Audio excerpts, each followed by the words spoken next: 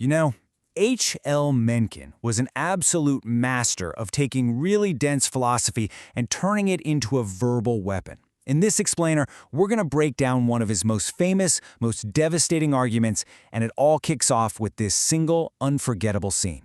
So, Mencken starts by painting this picture of just desperate, romantic longing. You can practically feel it, right? This yearning for a glamorous world of city lights and cabarets, a world that feels completely, totally out of reach. And then, bam! He just smashes the whole thing to pieces. With one short, flat sentence, the entire fantasy just collapses into the mud. This is his signature move. It's called a rhythmic crash. He pulls you way up into these clouds of mock poetry, only to drop you straight into the muck of a squalid and honestly kind of hilarious reality. It's pure Mencken.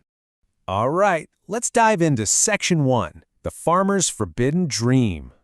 Okay, so the first thing you have to get is that this is not journalism. Mencken is creating a caricature, right? A deliberate, wild exaggeration, all to make a philosophical point stick in your brain.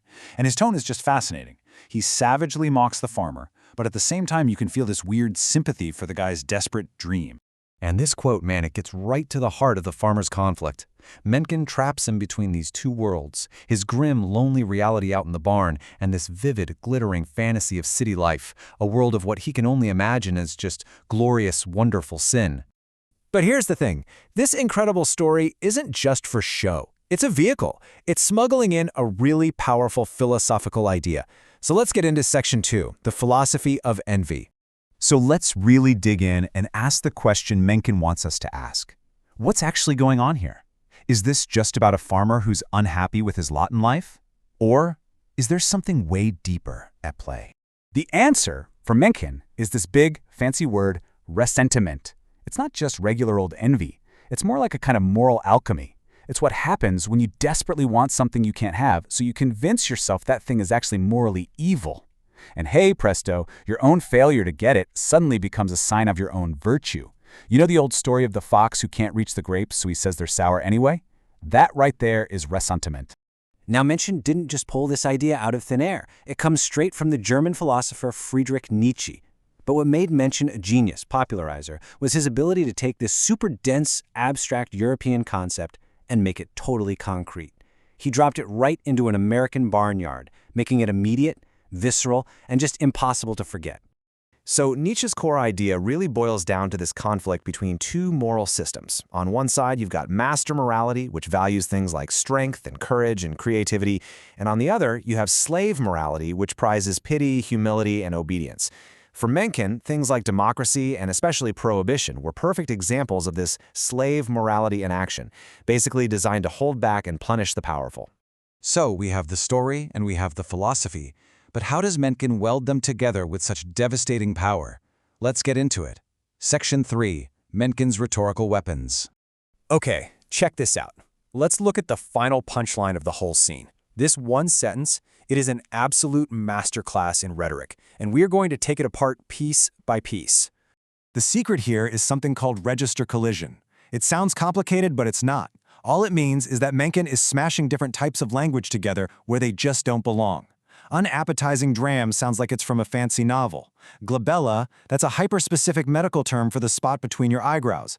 And melancholy heaving of manure is this weirdly poetic way of describing a disgusting job. The comedy and the whole critique comes from this intentional, jarring mismatch. And get this, even the punctuation is a weapon for him. That dash, it's not just a dash. It's a dramatic pause, right? It separates everything we've just seen. The gross drink, the headache, the manure.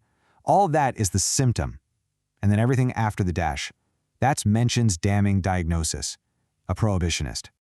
So the crucial point here is that Mencken's #1 tool is hyperbole. He is not trying to be subtle. He's using massive, deliberate exaggeration. He'll overstate his case by a factor of 10, basically daring you to find that little kernel of truth he's buried inside the outrageous claim. The excess, that is the point. But wait, the farmer is only half the argument. To really land his point, Mencken needs a contrast. Let's move on to Section 4, the city dweller's cage. So the farmer's envy, right? It's raw, it's violent, it's totally unmanaged. His isolation just lets it fester until it explodes outward and becomes this huge moral crusade like prohibition, designed to punish the people who have what he wants. Now, the city worker, he's a whole different story. He experiences envy too, but his isn't raw, it's managed, it's sublimated, it's pacified by the very system he lives in. His desire doesn't explode into a moral crusade, it just gets channeled into this state of quiet docility. The big question, of course, is how does the system pull that off? Well, Mencken's answer is this deeply cynical take on the modern welfare state. He compares it to the old Roman strategy of bread and circuses. He mockingly lists all the services that act as a tranquilizer for the urban worker's envy: free doctors, free dentists, free lunches, and then this absolutely devastatingly flat, dehumanizing line, "It is deloused." For Mencken, these aren't gestures of compassion, they are tools of social control. And this is his brutal conclusion.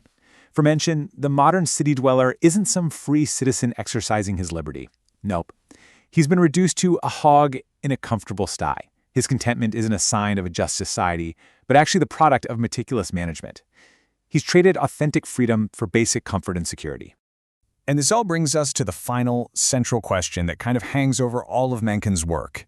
Is what he's doing here a form of illumination, or is it distortion?